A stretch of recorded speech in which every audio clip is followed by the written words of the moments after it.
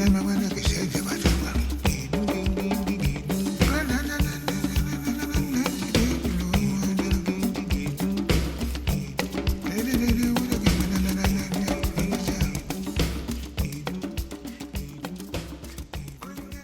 passage sur Dakar, je rencontre deux amis, Fatou et Tierno. Ça ne vous dit rien? Fatou, c'est Fatou Kandé Senghor. Fatou est à la fois plasticienne, réalisatrice, comédienne. Elle garde les plus belles images qui animent ses souvenirs.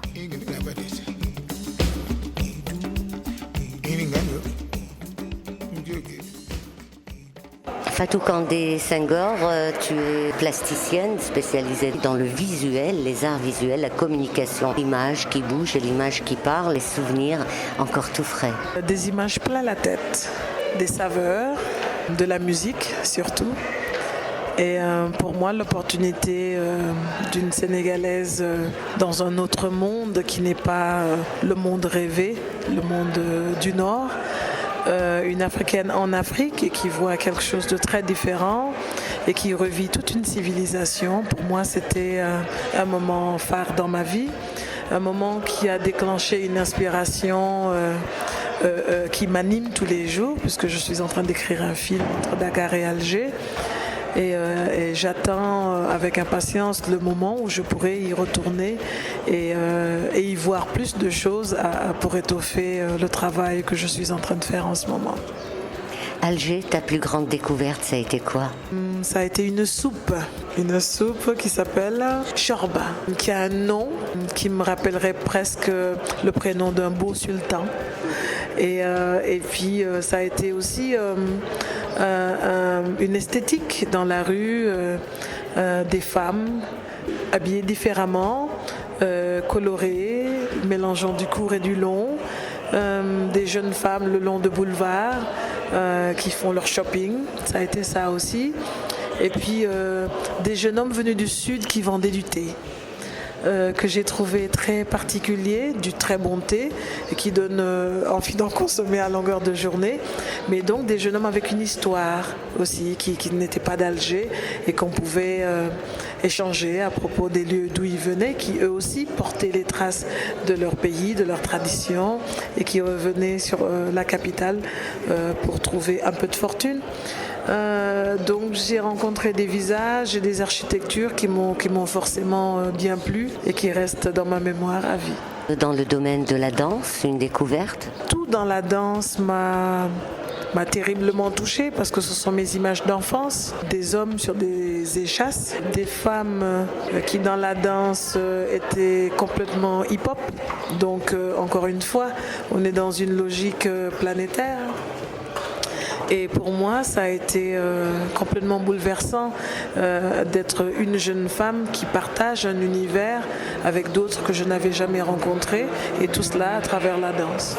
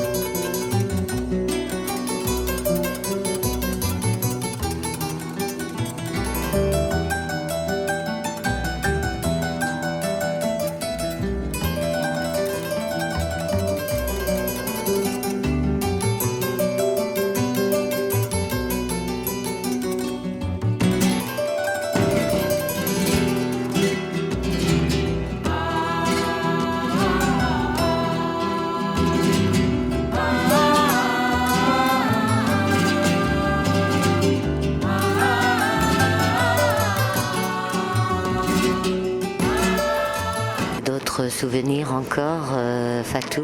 Ce sont des photos de fenêtres ouvertes, de fenêtres toutes bleues, sur un mur tout blanc, avec juste un rideau de couleurs qui vole.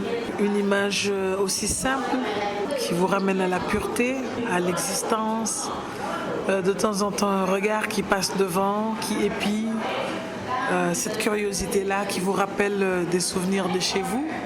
Comment les gens vous voient toujours et que vous ne les voyez pas. Alger, ça a été...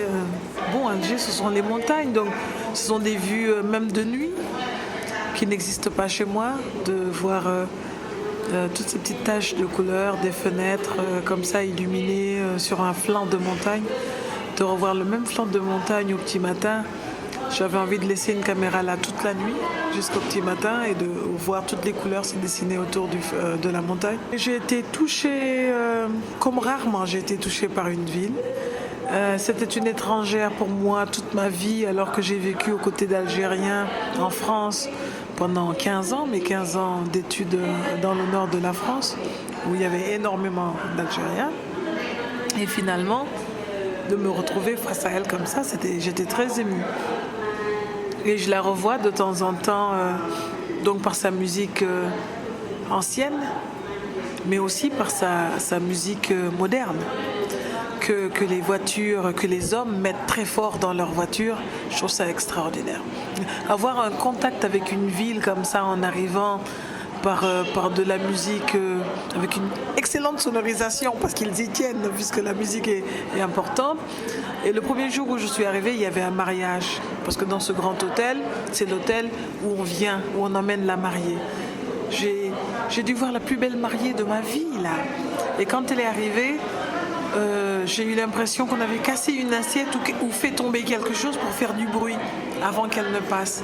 Et puis les petites dames d'honneur derrière avaient la valise et avaient tout. Et je me suis dit, voilà, c'est le moment où on vient consommer civilisément. Donc la tradition est rentrée dans la discrétion moderne. Alger, elle m'a touchée, m'a séduit complètement. J'étais bien consciente que être une Africaine dans cette grande ville pouvait être très compliqué parfois. Dans cette grande ville africaine, en fait. Dans cette grande ville africaine, une Africaine en Afrique, alien in New York, tu vois, c'était genre toujours en Afrique, mais dans une autre Afrique. J'ai dégusté chaque moment, j'ai vu... et puis un pays avec des infrastructures prêtes pour la culture. Je suis allée voir Césaria Evora quasi dans une fosse au lion. Et quand je me remonte ma tête, je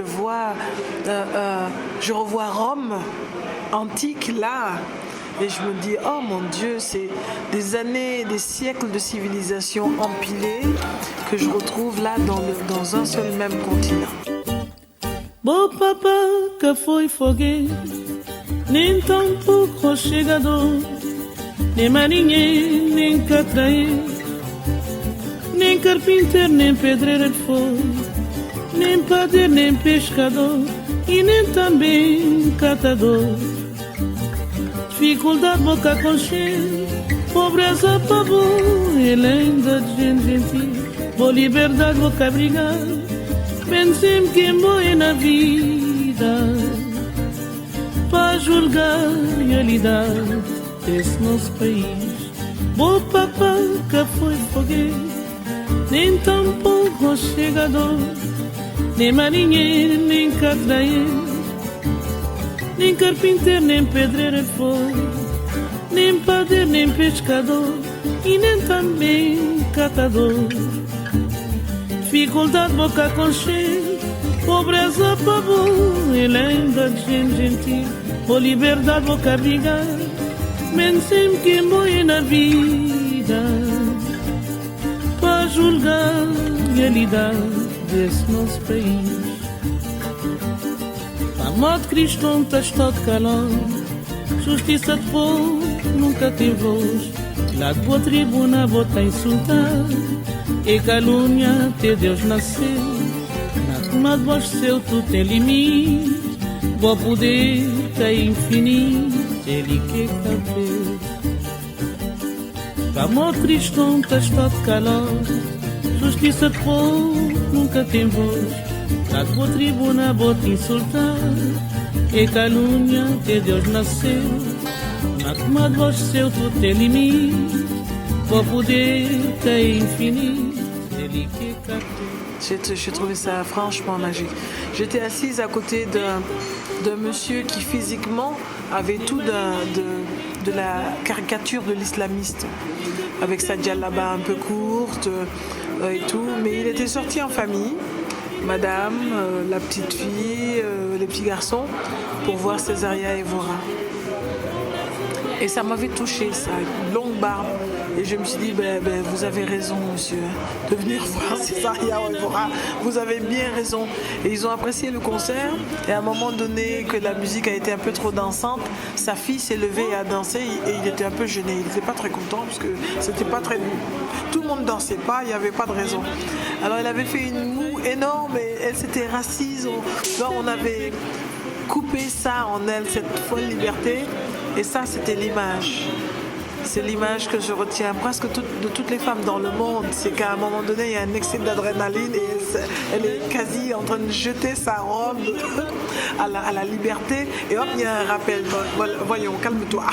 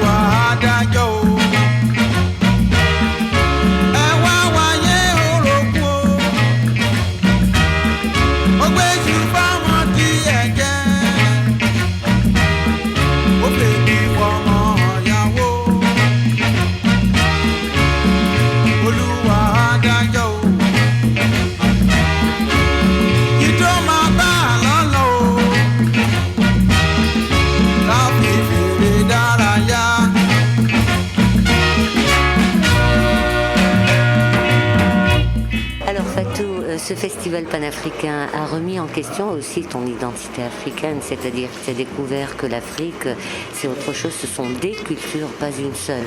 J'ai découvert qu'il faudrait qu'on s'échange nos images mieux, qu'on nous a saoulés avec les Algériens de Barbès, qu'on nous a saoulés avec les islamistes et leurs attentats, et qu'il ne faut pas qu'on se laisse faire.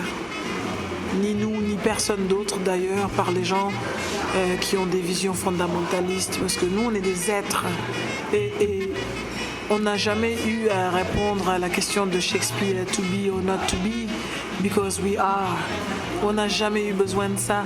Et donc, qu'on ne nous casse pas les pieds à vouloir se réfugier derrière un Dieu qui est bon pour nous, qui n'est pas ce que les autres veulent nous faire croire qu'il est, parce qu'on le sait, puisqu'on le sent et on le vit dans nos cœurs. Et aussi, il faut le cosmopolitanisme, on le connaît, c'est tout ce qu'on connaît. Donc on ne peut pas du jour au lendemain nous uniformiser, nous tuer quelque part, tuer toute notre fantaisie, toutes nos couleurs, juste parce que il faut revenir à un ordre. L'ordre, oui, mais pas n'importe lequel et pas à tout prix. C'est-à-dire le nôtre. C'est-à-dire le nôtre, celui que tout le monde va composer, celui qui va protéger tout le monde, parce qu'on rentre dans les rangs parce qu'il y a un besoin urgent de remettre les repères en place. Ce n'est pas de nous caporaliser pour nous exploiter et en faisant semblant qu'on est des nôtres, justement. Non, nous on a une étoile. Notre étoile, elle est claire, elle fonctionne. Et si tout le monde se limitait à sa mission sur cette terre, tout serait parfait. Le festival panafricain, c'est la découverte, la redécouverte aussi, et c'est l'inspiration. Ça t'a inspiré des choses, une nouvelle production, tu es dessus actuellement. Alors moi j'ai vu, j'allais dire des couleurs de peau différentes. Mais j'ai eu une vibration continue de chez moi à Alger qui ne s'est pas interrompue. Et puis tout à coup, je découvre la danse, donc qui réellement était une vibration continue, parce que il y a des choses de ma tradition inexplicables que je retrouve chez les autres, alors que je suis persuadée que cette différence de couleur influe d'une certaine manière et que non, elle n'influe pas. Je retrouve des instruments de musique avec des rythmes de base et je me dis, qu'est-ce que c'est que ça? Je ressens la même chose et là je me dis, ça veut dire qu'il y a quelque chose à faire. Et au hasard de mes promenades, je rencontre beaucoup d'étudiants sénégalais qui sont des étudiants à Alger, sur des bourses algériennes. Et je dis, mais qu'est-ce que vous faites là? Nous, on étudie là, on est là depuis 10 ans, etc. Et je dis, mais comment est-ce possible? Je rencontre des gens, des jeunes qui vivent dans le sud, qui après leurs études se sont mariés, sont restés et qui travaillent dans des compagnies. Et ensuite, j'entends leur ton, leur accent quand ils parlent la langue du pays. Je me dis, oh là là. Et j'étais à un récital de poésie et j'avais beau ne pas comprendre la langue, je fermais les yeux, j'étais complètement transportée.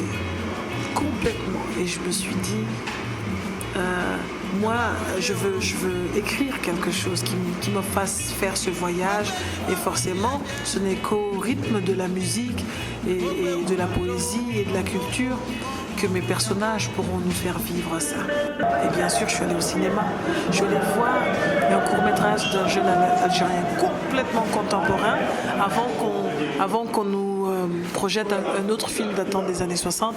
Je me souviens plus trop de son nom, mais c'était tellement avant-gardiste.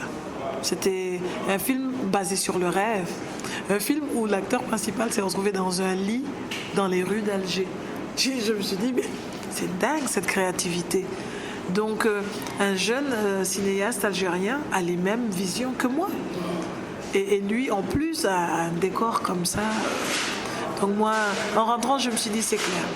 Il y a la danse, il y a les rues d'Alger, il y a les nuits d'Alger. Et il y a des clichés à abattre, qui est celui du noir et du blanc. Impossible que l'on pense. Et ça, il va falloir que je produise une histoire extraordinaire, que la culture, la musique et la danse va porter et va nous livrer un amour noir et blanc comme ça. Osoma, Makusa, Angela.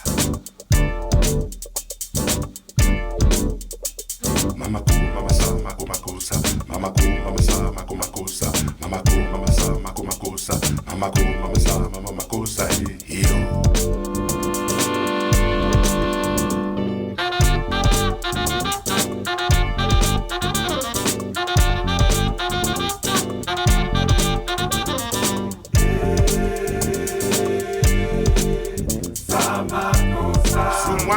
Sumwenye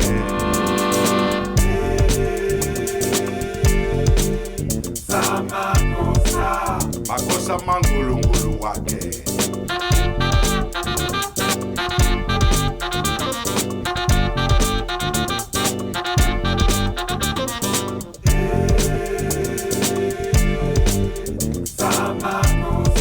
Osoma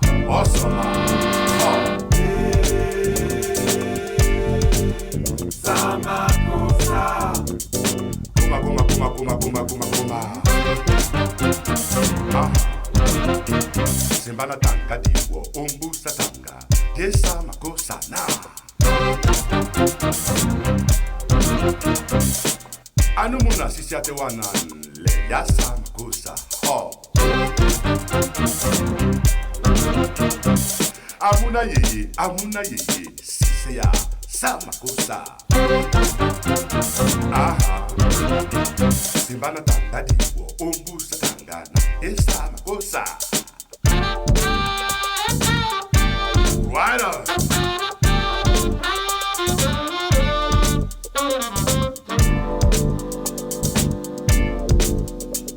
Mamako, mamasa, mako makosa, mamako, mamasa, mako makosa, mamako, mamasa, mako makosa, mamako, mamasa, mama makosa, iyo.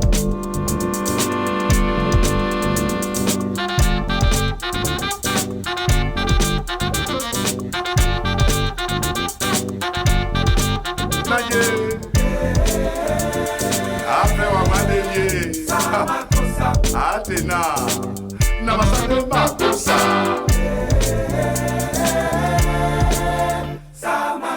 Mode me umbo a poko na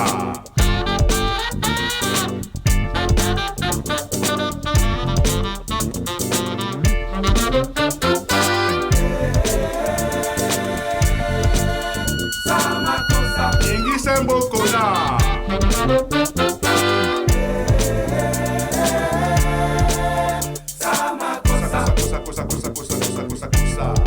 Masana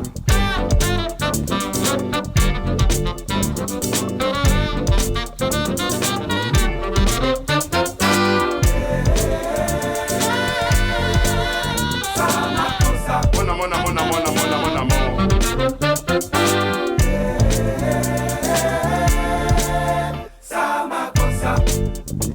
Atele somona naso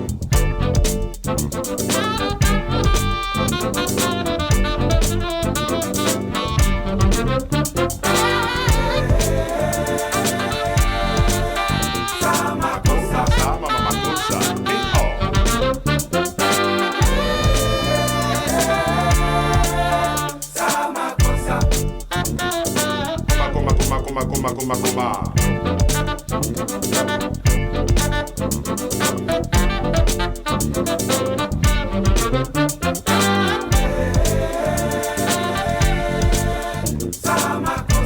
Cosa di gele.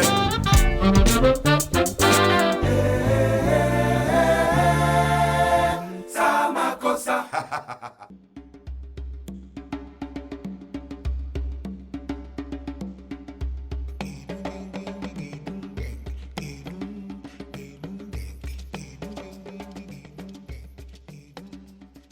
Je vous disais en début de ce rendez-vous que j'ai rencontré à Dakar Fatou et Tierno.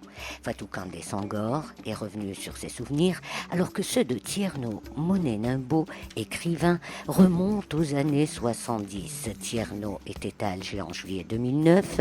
Il revenait revisiter une partie de sa vie passée dans l'exil. Je lui ai demandé de se confier à vous.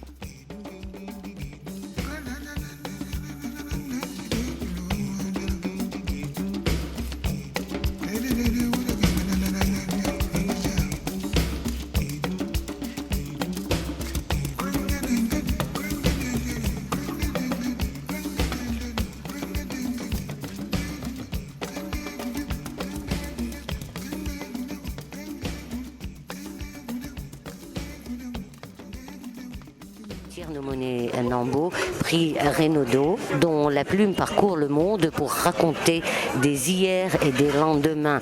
Ce qui m'importe, ce qui vous importe aussi, c'est cette magie de l'ordre chronologique et littéraire de la démarche de notre auteur. Nous avons découvert Peul qui se vend très bien, qui se porte très bien, mais qui nous raconte des choses. Est-ce qu'on peut revenir sur un petit résumé de cette œuvre-là qui nous narre en fait? Oui, Peul, c'est mon roman édité en Algérie par les éditions APIC. Et Peul, c'est un roman, c'est sûr, mais la vie même et l'histoire même des Peul est déjà un roman. Parce que le Peul est un peu le peuple transversal de l'Afrique. Nous sommes à la fois nègres, noirs, au sens noble du terme, c'est-à-dire au sens où Césaire et Senghor l'avaient défini. Le sens de la négritude, Niger, nègre, Niger. Niger. En même temps, nous sommes aussi sémitiques. Nous sommes des fils de berbères, de juifs et peut-être même d'arabes. Cette synthèse de l'humanité en fait. Nous sommes une synthèse de l'humanité parce que le peuple Peul, à mon avis, est sans aucun doute le premier peuple métis du monde. Où la Mésopotamie s'est mariée à l'Afrique noire. Ça s'est passé en Égypte ancienne, sur les bords du Nil. D'ailleurs, il faut bien savoir une chose, que les Peuls ont l'étoile de David. Les Peuls disent que Salomon était leur oncle. En fait, nous sommes des bâtards de nègres et de juifs. Ce qui fait que nous sommes probablement les deux races les plus décriées du monde. Et ça me plaît beaucoup.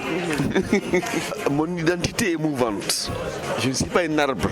C'est l'arbre qui a des racines. Moi, je suis un homme, je suis un nomade. Je suis un nomade dans la géographie, dans le temps, dans la culture, dans les langues et même dans la génétique. Encore une fois, je suis fils de sémitique et de noir. J'ai vécu par exemple au Maghreb longtemps. Et quand j'étais un jour avec un ami algérien à Tamaracet, je lui ai dit attention. Je lui ai montré la peinture rupestre du Sahara, je lui ai dit attends, c'est pas toi, c'est moi. Ça, c'est le passage des Peuls ici. Donc je suis partout chez moi en Afrique. En Algérie, au Maroc, en Tunisie, en Égypte, en Éthiopie, en Guinée, au Congo, au Centrafrique, au Cameroun, je suis Peul. Peul, ça veut dire le mélanger, le disperser. Alpular. Alpular, c'est les gens, nous sommes des bâtards. Nous ne sommes pas les fondateurs du monde, nous sommes les produits des migrations du monde. C'est comme les immigrés de France aujourd'hui, que je comprends très bien.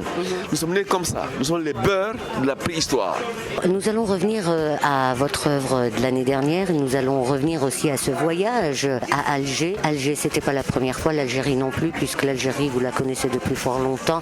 Vous y avez enseigné, vous y avez vécu, vous avez côtoyé aussi des hommes de lettres, des hommes de plume, vous avez partagé des coups de cœur, des coups de gueule. Est-ce qu'on peut connaître quelques auteurs que vous avez connus à l'époque? J'ai l'impression que j'ai connu tous les auteurs algériens de mon époque. J'ai très bien connu Kateb Yassine, Assia Djebar, Mohamed Dib. J'ai rencontré Tardiaout à la capitale d'Alger en 1980. Il n'avait pas encore écrit. J'ai connu Rachid Mimouni, Rachid Boujedra. L'écrivain avec lequel je suis très très attaché, qui est le premier écrivain algérien que j'ai connu, c'est Mourad Boulboun, qui est mon grand ami, qui est presque mon frère. Et c'est curieux, je l'ai connu en 1979 où mon roman sortait. Justement, mon roman sortait, moi j'allais en Algérie. Il m'a dit cette phrase terrible. Tu sais, en Afrique, tout est foutu.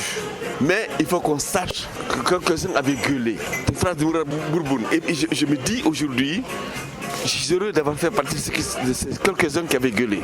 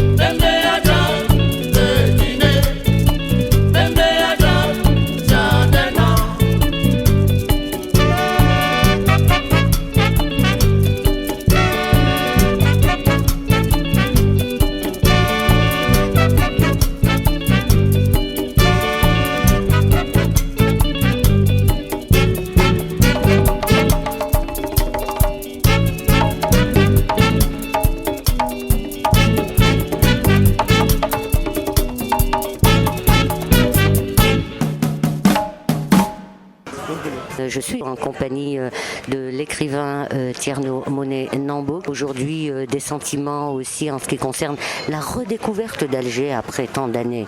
Alger a changé. Énormément changé. La ville est plus belle aujourd'hui que dans les années 80. Il y a des constructions, il y a des autoroutes, il y a beaucoup de choses de faites. C'est un pays riche, évidemment, riche d'hommes, riche de culture, riche d'histoire. La Guinée et l'Algérie sont deux pays qui ont porté l'espoir du continent africain. L'Algérie, je l'adore, je suis attaché et la déteste en même temps parce que j'ai l'impression que c'est un peuple qui n'a jamais compris son propre centre de gravité. Je ne sais pas comment c'est un peuple de nomades comme les Peuls, et les nomades ont beaucoup de problèmes avec la géographie. Les Peuls sont pareils, les Somaliens c'est pareil, les Pakistanais, tous les peuples nomades, les Mongols.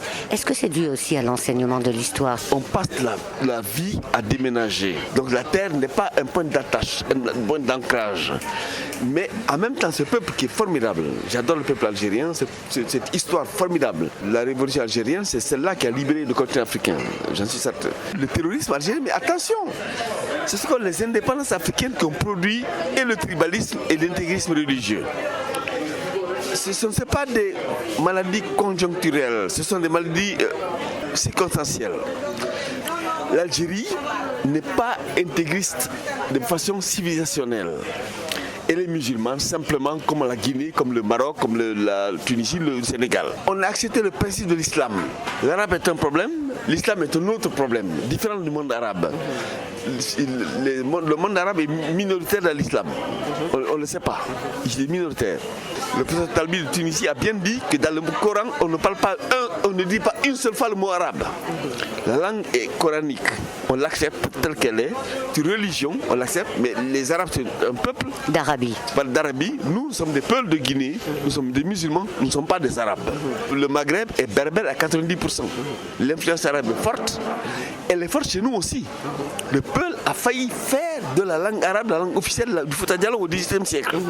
C'est un de nos poètes qui a empêché. Mais on a été bilingue arabe-Peul.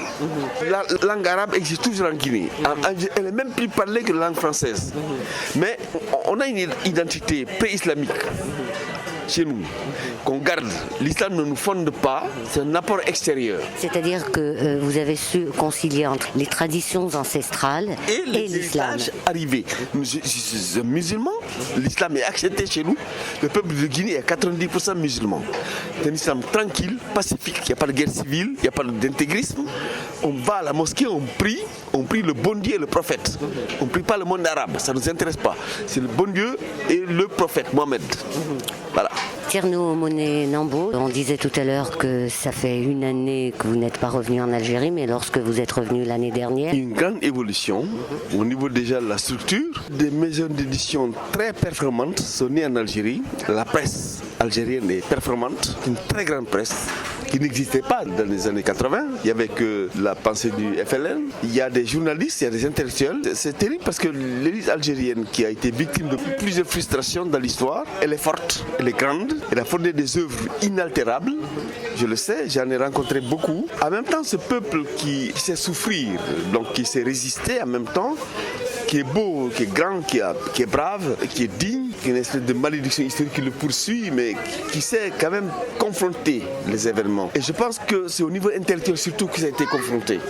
Les romanciers algériens, les journalistes algériens ont résisté, comme les femmes algériennes ont résisté. Ce sont des gens que j'ai côtoyés qui sont formidables, de courage, de talent. C'est de grands écrivains. Kateb Yassine, c'est un des grands écrivains du XXe siècle. Il vaut Faulkner, c'est évident. Et d'autres, et des poètes aussi. J'ai connu Mohamed Dib aussi, qui est un grand monsieur. Et l'intelligence algérienne, francophone essentiellement d'ailleurs. Et ça, je n'aime pas cette maladie de la confrontation des langues. Arabe, français, peul, bambara, anglais, machin. Non, les langues n'ont pas de guerre à se faire. Moi, je peux me considérer comme un arabe parce que l'arabe est très influent dans ma culture. J'ai appris, la première écriture que j'ai apprise, c'est l'écriture arabe, avant l'écriture française. Au Fouta-Djallon, où je suis né, on a failli devenir arabophone au XVIIIe siècle. Le roi voulait faire de l'arabe la langue officielle. On s'est opposé, mais elle est restée une langue permanente jusqu'à aujourd'hui. Beaucoup de Peuls écrivent et lisent arabe aujourd'hui encore. Et même comprennent. Mais cette résistance moderne, c'est cela qui compte. On n'est plus au temps du prophète. On est au XXIe siècle. L'Algérie n'est plus au temps de l'Égypte. Au temps du monde moderne. Elle le sait d'ailleurs. Sauf qu'il y a des poches archaïques à l'intérieur même de la société algérienne qui veulent transformer l'Algérie en un passé inaccessible. Le temps a une pente. L'histoire a une pente. On va de la source vers la mer. On ne vient pas de la mer vers la source. C'est vrai pour l'Algérie, c'est vrai pour la Guinée, c'est vrai pour tous les pays du monde. L'Algérie doit trouver un équilibre, un centre de gravité historique et sociologique qu'elle cherche, qu'elle trouvera.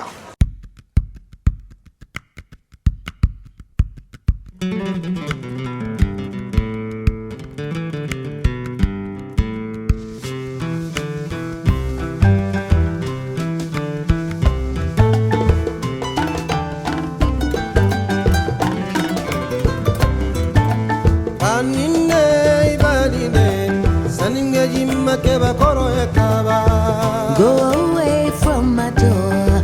I refuse bad news, don't want any strife.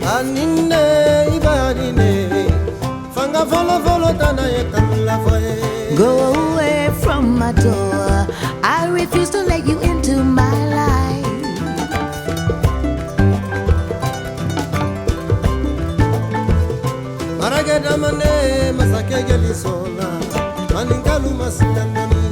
If you speak out of both sides of your mouth, you might as well say that you lied.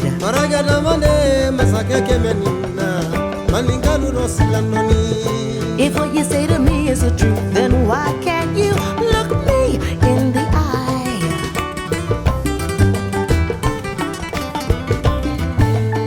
It's time for my life to change. I no longer am the same. I must turn the page now and look on the bright side. In life we can choose to be in charge of our destiny. We must learn forgiveness and to swallow our pride.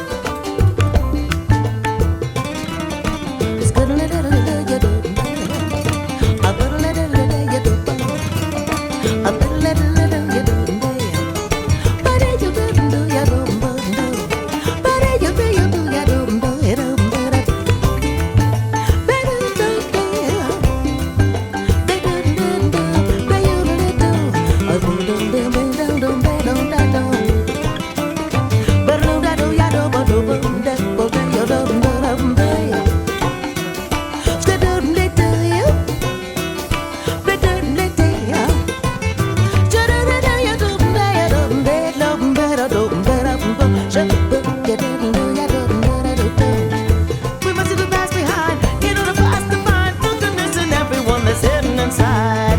If it's what I want to be, positive thing you see, you must cut them loose or be caught in their bad vibes.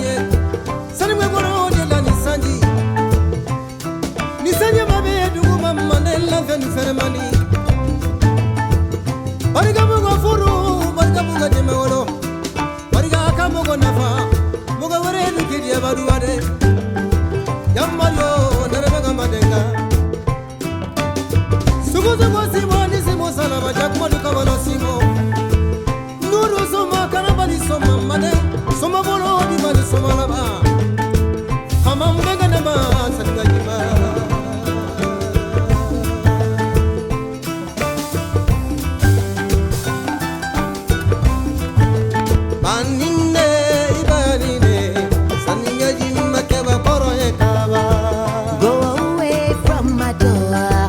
I refuse to let you into my life.